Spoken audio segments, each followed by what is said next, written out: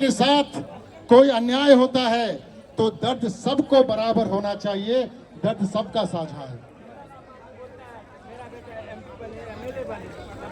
आज पांडव के परिवार के साथ जब की हालचाल आई आयल छी, एखन हम जंतर मंतर तो चलू देखा रहा छी विरोध प्रदर्शन।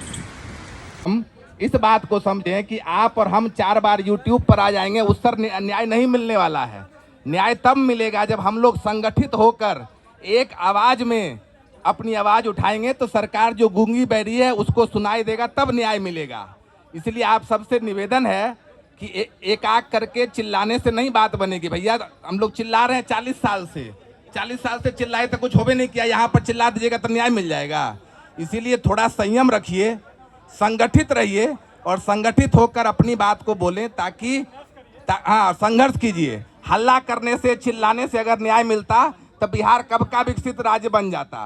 तो आप सबसे हाथ जोड़ रहे हैं कि संगठित रहिए, संयम रखिए, सब लोग को आने दीजिए और जिस कारण से आए हैं, जिस लक्ष्य से आए हैं कि जो पीड़ित परिवार है उसको न्याय मिले, उनकी बात सरकार तक पहुंचे, इस लक्ष्य को लेकर आए हैं। यहाँ पर हंगामा, शोर शराबा कर लाइमलाइट लेने से कुछ नहीं होगा। यहाँ पर रोज यहाँ पर प्रोटेस्ट होता है जंतर मंतर में। आप सब जो आए हैं उसका तहे दिल से धन्यवाद। ये सिर्फ पांडव जी की बात नहीं है, पांडव जैसे रोज एक बिहारी मर रहा है, हम लोग को खोज खबर नहीं है। कीड़े मकोड़े मरते हैं ना अब नीचे, तब पता चलता है कौन मरा है।